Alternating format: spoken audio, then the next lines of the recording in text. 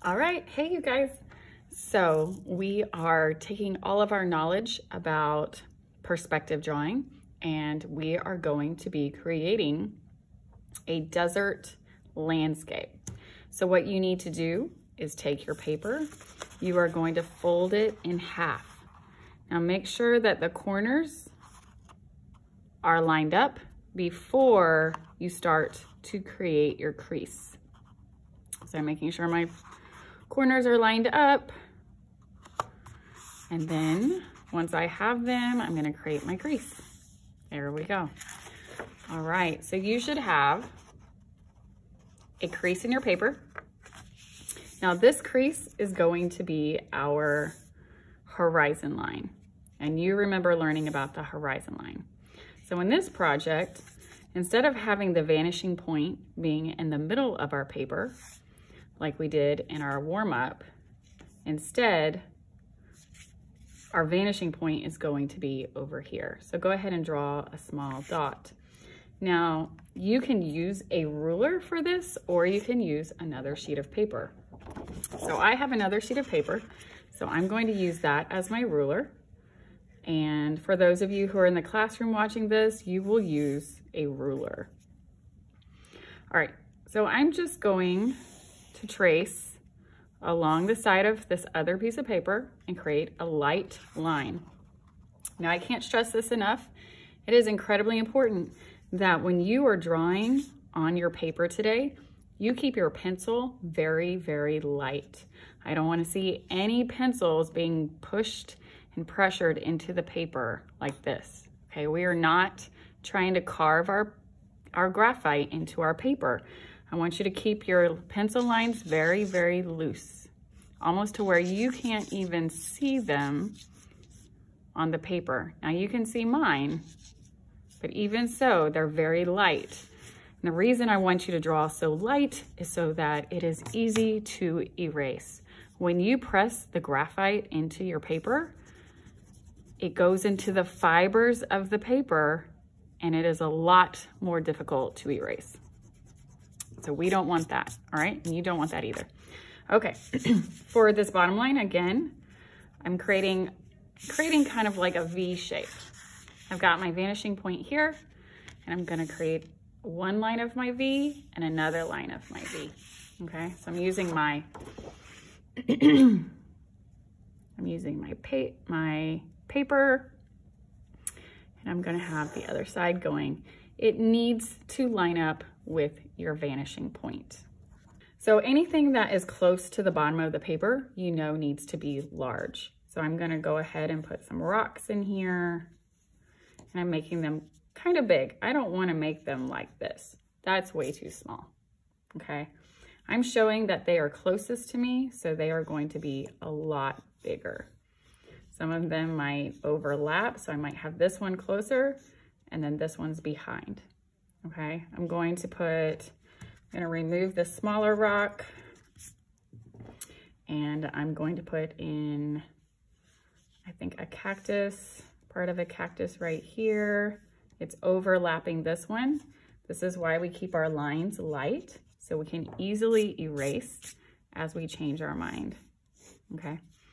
So this is a cactus going behind this rock, but it's sitting on the ground right here. Okay, and my rock has, giving it just a little bit of detail. Most of that we'll do at the end. Let's see here. I think I want it to look like, you know what? I'm gonna back up this rock just a little bit. So the rock is actually right here, sitting on the ground. And I really want to put, I want to put some sort of a lizard right here, but we'll come back to that, okay? And I think it'd be cool if there was a snake on the ground right here, but we'll have to come back to that too. So I'm putting in an S right here to remind myself that I want to have a snake. And I'm putting a little circle right there, very, very light, to remind myself that I'd like to have some sort of a lizard right here. So we'll see. Okay, so things that are close to our vanishing point are always very small, remember? And things that are away from it are a lot larger. If we were standing in front of this picture or this landscape, our feet would be about here. Okay, so we'd be looking at a cactus in front of us. So the cacti that you're gonna draw that are closest to you are going to be the largest. So start here at this line. You're going to draw the base of your cactus. Now you're going to go all the way up to this line, okay? And you're just going to keep it very light. Keep it very light. Your fingers are a good inch from the tip of your pencil, all right? There's no reason for you to be drawing like you're gonna sign your name or you're doing math. You're sketching, so your fingers are away from the tip of your pencil, and you are just holding your pencil lightly. It's not necessarily your fingers that are moving, but it's more so your wrist and your arm that's moving the pencil up and down your paper. This is how we sketch. So it's my arm that's moving. It's not necessarily my hand that's moving. All right, I'm going to put a little arm on this one, and I'm thinking that I'm gonna have a little arm coming out here and maybe an extra one coming just right here. They kind of look like little hockey sticks or socks. All right, so that's my first cacti. Now next to it, I'm staying on this line right here. I'm gonna draw another one. Again, I'm going up to this line, and I think I'm gonna have this one going behind. So my first one will overlap of this one going behind it. Maybe it comes out right here. And this one I'm gonna go lower. And I'm keeping it light, very sketchy.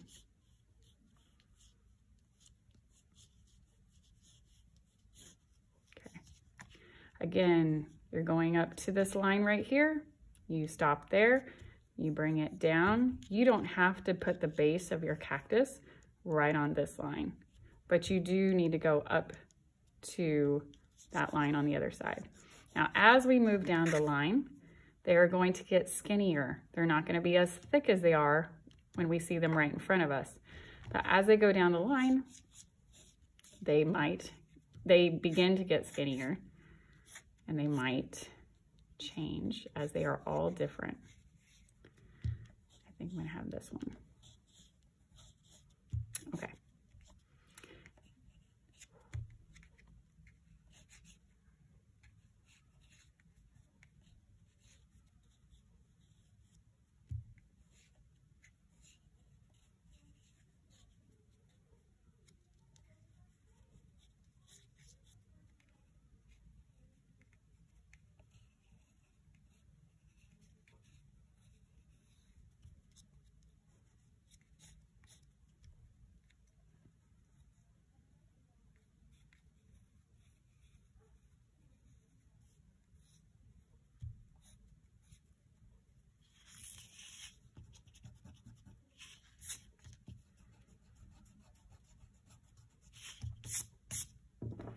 Right. I want there to be more overlapping going on because that's pretty realistic. So I like that I've got overlapping here. And normally, if we could see through everything, we would see the line stopping here, connecting on the other side. So I'm going to erase because I drew so light. I can erase. There we go. Let's see here. I want this one to overlap that one, and I erased this one because I just didn't like where it was going. I'm going to have this one.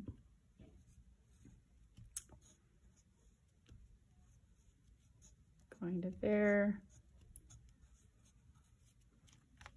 And then I want another one overlapping.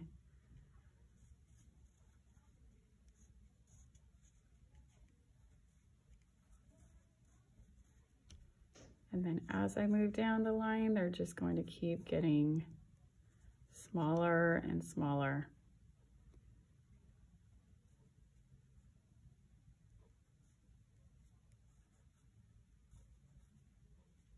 All right, one more. So we see less and less detail but I can see that they are overlapping. So this one is in front because it's closer, then this one is behind, and this one is behind that one. All right, so that is, this line is for all the bottom areas of the cacti, and I'm going to add in a rock that kind of sits at the base of this one. I'm gonna put, remember the rocks, if there are rocks in this area, they're gonna be large. They're not gonna be as large as these, but if I were to put a rock down here, it needs to stay in proportion to the cactus. Go ahead and add some cacti in the background. So these are further away, so they are not gonna be on the same level as these. They're gonna be further back, probably about ½ inch away from this space. I'm gonna put this space. And there's gonna be some overlapping going on. So you'll see this one first before you see that one. So I've got that. I'm gonna put another one, I think, right back here.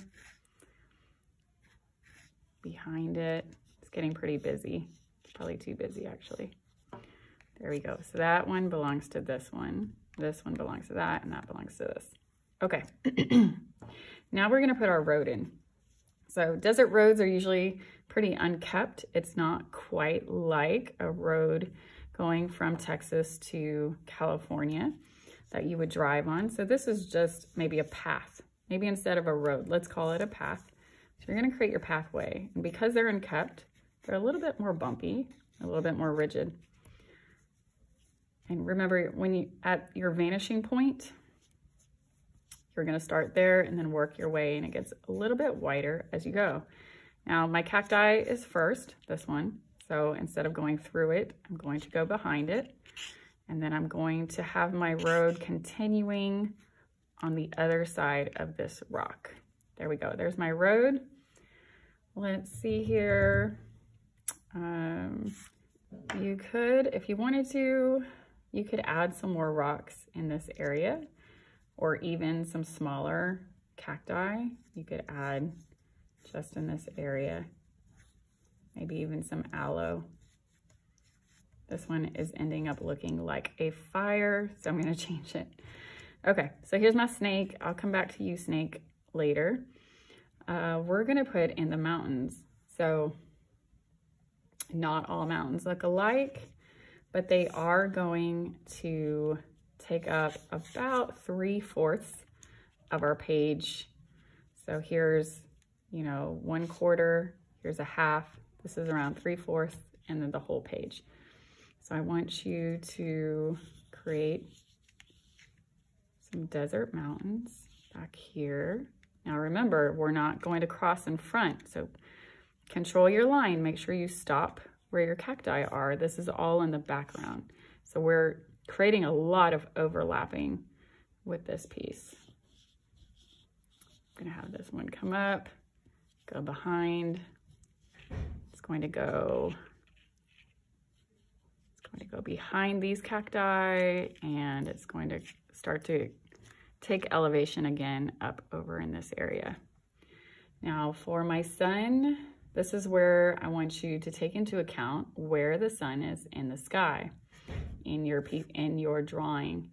If your sun is high in the sky up here, then the majority of your landscape is going to be warm. That means you're going to use warmer colors. That means the road might be a darker red color. Your rocks may be more of maybe an orange or an orangish brown. Your cacti will still be green, but everything else is going to take on the mood of the sun, which high in the sky, almost everything's going to have a warm color tint to it. If your sun, though, is setting and it's over here going behind the mountains, you will have a cool color mood going on in your artwork. So that means you might have Well, for one, this road may be more of a cooler brown. You might have more blue in your road versus being more of a warm red road. It may be more of a brown road. Let's see what else. You might even have it being a darker road. So when it comes to color and it comes to the sun, you are going to be thinking about the position of the sun.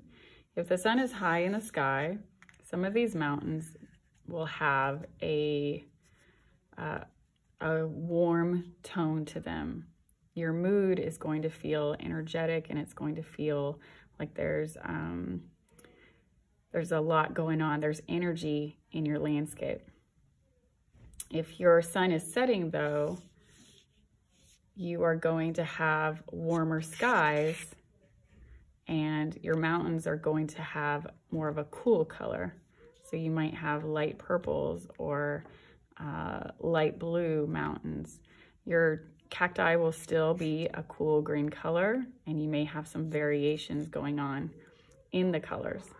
As the cacti go further away from you in your landscape, these will start to take on cooler colors like blues and purples. You can still go over them with a little bit of green, some hints of green, but they are not going to be as vibrant and as visible as the ones that are close to you. All right, let's go ahead. I'm going to put my snake in here.